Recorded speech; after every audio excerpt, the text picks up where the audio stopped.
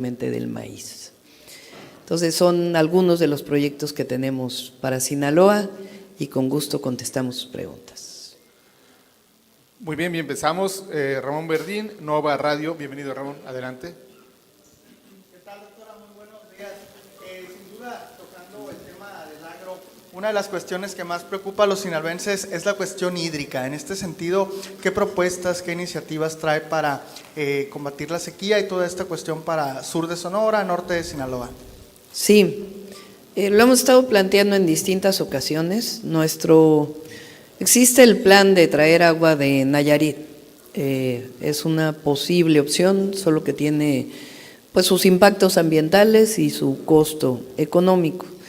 Antes de eso, nosotros estamos planteando que en Sinaloa hay una parte importante, pero la tecnificación del campo que nos permita ampliar la superficie de riego agrícola y al mismo tiempo atender el consumo humano del agua, y una reforma a la Ley Nacional de Aguas que nos permita tener una mejor distribución de los derechos de agua. Esto lo haríamos por consenso, no sería ninguna imposición, pero es fundamental modificar la ley que fue planteada en la época de Salinas de Gortari, cuyo objetivo era la privatización del agua. Al tecnificar el riego, si no se ceden parte de los derechos que tienen los productores o los grandes productores, pues entonces se les queda el derecho del agua y esa tiene que redistribuirse. Aquí pues ha habido muchas obras por parte del presidente, muy importantes, para ampliar las zonas de riego. Vamos a seguir trabajando en ello, pero al mismo tiempo en el uso eficiente del agua, que es fundamental. Gracias. Estela García, Luz Noticias. Candidata, pues hay varios temas que aquejan al estado de Sinaloa, como lo comentaba el compañero, la sequía, está el tema de seguridad y también el tema de la comercialización de granos que usted también comentó. En particular, en el tema de la seguridad, preguntarle si usted tiene ya una propuesta para apoyar al estado de Sinaloa en el sentido de que ha habido muchas desapariciones forzadas, hay hechos delictivos, incluso usted estuvo en reuniones previo a ser candidata con algunos alcaldes para ustedes explicarle el trabajo que se hacía en Ciudad de México en materia de seguridad y cuál sería esta propuesta. Y en la comercialización de granos, ¿cuál es la política pública específica para ayudar a la comercialización de los productores? Sí. En el primer caso de seguridad, y toco el tema del candidato a regidor de Culiacán, que sabemos que el gobernador está trabajando en ello, que tiene todo el apoyo del gobierno federal y esperemos que aparezca muy pronto. Confiamos en que va a ser así. Ya trabajó o está trabajando bien el gobernador Rocha y tiene todo el apoyo del gobierno de México. Pero hay que mencionarlo de todas maneras y nuestra solidaridad y esperemos que se resuelva muy pronto. Nosotros vamos a fortalecer la política de seguridad con dos ejes. El primero es con atención a las causas. Aunque digan nuestros adversarios que atender a los jóvenes es menor en el tema de seguridad, es lo más importante. Quitarle base social a la delincuencia, que los jóvenes tengan opciones de vida a partir del acceso a derechos, no es de las oportunidades, sino del acceso a derechos. Y por otro lado, avanzar en la cero impunidad. ¿Qué significa avanzar en la cero impunidad? Significa el fortalecimiento no solo de las instituciones preventivas de seguridad, como las policías y la Guardia Nacional, sino también en el papel de las fiscalías y en el del Poder Judicial. ¿De dónde viene una orden de aprehensión? De una orden de cateo, de un juez. ¿De dónde vienen los amparos? De los jueces. Entonces, la tarea de seguridad no solo es una tarea del Ejecutivo, es una tarea de las fiscalías para hacer carpetas de investigación adecuadas y del Poder Judicial y la coordinación que debe haber.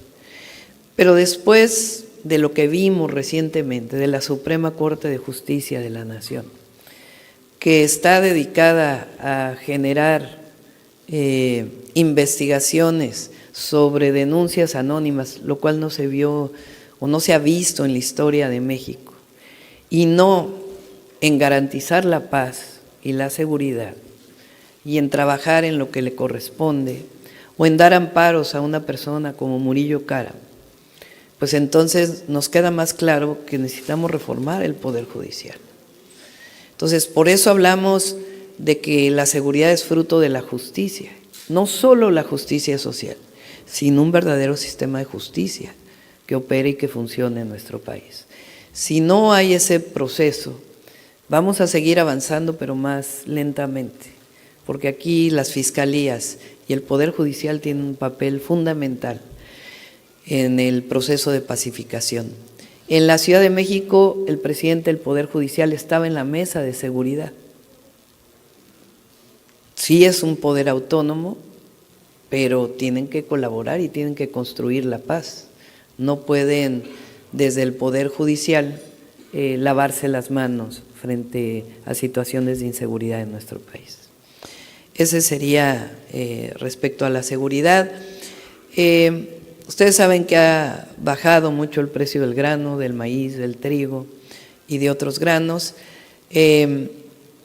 Y el precio del grano está definido internacionalmente. Entonces tenemos que encontrar la manera, además de los precios de garantía que ha dado el presidente, de generar los acuerdos entre compradores y productores, también con apoyo del gobierno, sobre todo a los pequeños y medianos productores, que permitan que haya precios justos en los productos agrícolas, particularmente los granos. Y en eso estamos trabajando. Ricardo Rojas, dos noticieristas. Buenos días, candidata. Preguntarle cuál será el papel que va a jugar el ejército mexicano, uno, en el tema de seguridad que menciona, si ellos ya habrán de regresar prácticamente a sus cuarteles, uno, y el otro tema es sobre Sinaloa. Aquí se discuta mucho por las tarifas justas de lo que es la electricidad. Candidatos han ido y venido y han ofrecido los mayores subsidios, sin embargo los costos de los recibos a los usuarios es cada vez más costoso, más elevado. Las temperaturas que aquí se sienten pues no son como que todo el mundo las pueda pagar. En este sentido, ¿qué compromiso hace usted como candidata de llegar a la presidencia y atender a Sinaloa en esto de las tarifas eléctricas? Sí, la participación del ejército en las tareas de seguridad, en la medida que se vaya consolidando la Guardia Nacional, pues va a ir disminuyendo. Ahora, cuando se necesiten, está establecido ya un marco jurídico que permita que sigan colaborando. Hay zonas del país donde si se retirara el ejército, quedaría desamparada la población. Entonces, el objetivo es consolidar la Guardia Nacional. Estamos de acuerdo en que sea parte de la Secretaría de la Defensa Nacional, que no es lo mismo que sea parte del Ejército, porque tiene una comandancia distinta, pero permite que haya la disciplina, la capacitación por parte de la Secretaría de la Defensa Nacional y al mismo tiempo fortalecer las capacidades de la Guardia para ser guardias de mayor proximidad con la población y que también se avance en que sean parte de los primeros respondientes, que frente a un delito en flagrancia puedan llevar al delincuente al Ministerio Público. Vamos a trabajar en ello para fortalecer esta institución que ya tiene el reconocimiento del pueblo de México y que es la Guardia Nacional. Por otro lado, en cuanto a las tarifas eléctricas, lo dije en Mexicali, en Tijuana, en otros lugares, en Yucatán, sí es importante que haya una tarifa justa, pero también necesitamos avanzar en la eficiencia energética y en el uso de fuentes renovables de energía, particularmente paneles solares, para disminuir el consumo que se hace a través de la red eléctrica. Sí, y ese es uno de los proyectos, no solamente avanzar en las grandes plantas de generación eléctrica, fotovoltaica, eólica y de fuentes renovables de energía, avanzar en la transición energética, sino que también se puedan tener paneles solares en los techos de las viviendas y de los comercios, porque al hacer eso disminuye la tarifa y no se presiona tanto el sistema eléctrico nacional. Entonces estamos trabajando en un modelo que pueda ser accesible para la colocación de paneles fotovoltaicos y de eficiencia energética en aires acondicionados, en aislamiento de las viviendas, que permita reducir el consumo y al mismo tiempo pues apoyar económicamente a las familias. Gracias. Mireya Trejo. Buenos días, candidata. ¿Asistiría a los dos debates que faltan? Sí, nos va a ir muy bien también. Continuamos con José Pedro Bergo, Milenio. Hola, buenos días. Ya están vestidos de beisbolistas. Preguntarle, ha habido una polémica con el INE por el tema del voto en el extranjero. Incluso un diplomático en Corea del Sur alertó esta situación. Preguntarle si hay un llamado a la autoridad electoral a revisar esta situación y aprovechando, si usted haría una petición en particular a la coalición, a los representantes que van a reunirse con los consejeros. Gracias. Sí, en el primer caso es increíble, pues. Hay 40 millones de mexicanos y mexicanas en Estados Unidos, nada más. Supónganse que tienen posibilidad de votar, creo que la cifra es sobre 20 millones o un poco menos. Se inscribieron 250,000 o 300,000. Y de todas maneras a esos les retiran la posibilidad a 35,000 y les dan creo que 3 días para que puedan resolver su situación. Nosotros queremos que todos los mexicanos y mexicanas que viven en el exterior, que tienen su nacionalidad mexicana, puedan votar. Eso se llama democracia. Y el INE no ha facilitado eso. Desde antes lo dijimos, que es demasiado tortuoso el proceso para que los mexicanos y mexicanas puedan votar desde el extranjero. No solamente tienen que tener su credencial de elector, sino que además tienen que inscribirse, tienen que recibir la aprobación. Y no son los consulados son facilitadores, es un asunto del Instituto Nacional Electoral. Entonces nuestra posición siempre ha sido facilitar el voto de las mexicanas y mexicanos en el exterior. Desde que vivía en Estados Unidos durante 4 años, del 90 al 94, participamos en manifestaciones enfrente de los consulados para exigir el voto de los mexicanos en el exterior. Entonces, un llamado al INE para facilitar esta situación. Se va a hacer un planteamiento general al INE sobre el formato del debate,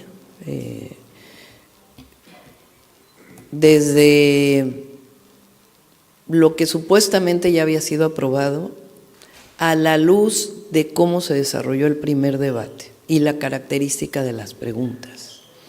O sea, las preguntas, estoy de acuerdo con lo que planteó el presidente, venían orientadas como si no hubiera pasado nada durante el gobierno del presidente Andrés Manuel López Obrador. De hecho, yo una de las intervenciones dije, no estoy de acuerdo con la orientación de la pregunta.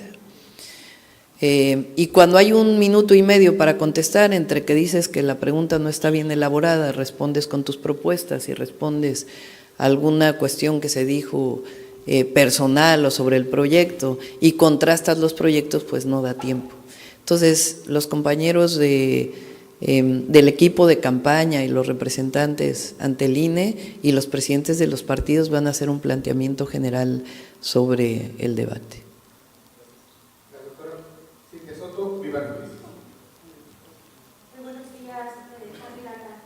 En su visita a Topolobampo, los pescadores le predeterminaron planteamientos. Usted declaró que haría foros temáticos y ya hay la visión para el sector. Sí, estamos trabajando, sí es sobre los pescadores. Está Bien Pesca y en el caso de la agricultura para los pequeños productores, producción para el bienestar, fertilizantes gratuitos, pero estamos trabajando en otros esquemas de financiamiento que permitan apoyar a los pescadores, pescadoras, al sector, pequeños principalmente, y al mismo tiempo a los pequeños productores agrícolas. Entonces, estamos diseñando, ya lo vamos a presentar en su momento, pero es parte de lo que ya presentamos tanto en los 100 puntos como cuando presentamos el tema en Campeche. Por cierto, un sinaloense está a cargo de este tema, es Julio Verdegué. Él además conoce mucho del tema, no solamente conoce México, sino trabajó por años en la FAO, y él está a cargo de estos temas del desarrollo del financiamiento para pequeños productores y pequeños pescadores. Y terminamos con María Estrada del debate. Tenemos a Rosario. Adelante, María. Buenos días, candidata. Voy a insistir con el tema agrícola porque Sinaloa es una de las regiones de producción comercial. Los productores insisten en el reclamo de acceso a crédito. Quisiera saber si trae alguna propuesta, además del agro, además del precio de los granos, alguna propuesta en el acceso a los créditos para los productores de la producción comercial. Sí, hay que dividir entre grandes productores, medianos productores, dependiendo del número de hectáreas, y grandes, medianos y pequeños productores. Y el apoyo tiene que ser diferenciado. Antes, con los programas que existían, particularmente el de coberturas, al final se acababa apoyando más a los grandes que a los pequeños. Entonces ahora estamos haciendo un planteamiento que tenga su diferenciación, y quienes más necesitan el apoyo para créditos accesibles, pues son los medianos y pequeños productores. Entonces estamos trabajando en ese esquema. Los agricultores también dicen que podría ser el último año que siembren porque están en cartera vencida. ¿Habrá algún proyecto para apoyar precisamente quienes están en cartera vencida por no recibir ningún tipo de apoyo por ser de agricultura comercial? Sí, se va a trabajar.